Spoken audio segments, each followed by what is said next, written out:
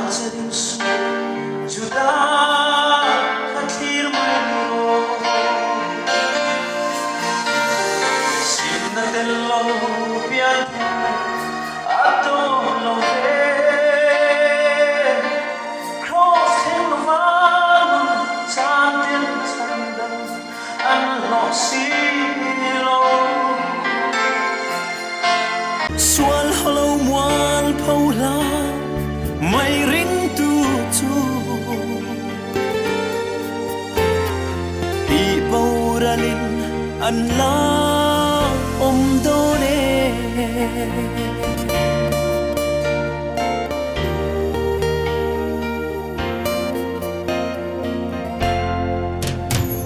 Ituar na zong le ilungay na te Krista vanga ni em Sa du than na suai no vanga lungai em ni ini I buai na chin fel hui tu ra tan chau I swa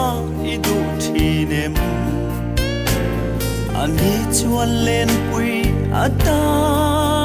adu che Sin na del lo pian thar Atok lo ve Cross heng lo vanun chan ten chan dam An lo si lo Suan holo muan phau lao Mai ring tu chu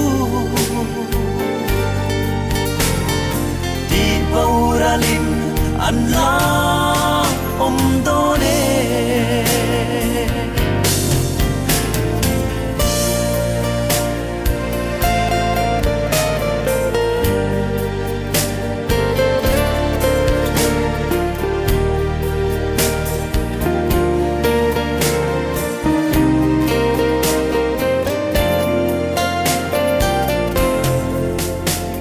Harawa bultan di sa azovin lalrong ibo nimle Ikal thui zela ithil ti mangin thandam I intuma Isiat na thiam na zong te ma chwanin lal thu I sung thinem I muan phau na zo ka lal alo moyang Sin na dello pian thar atok lo ve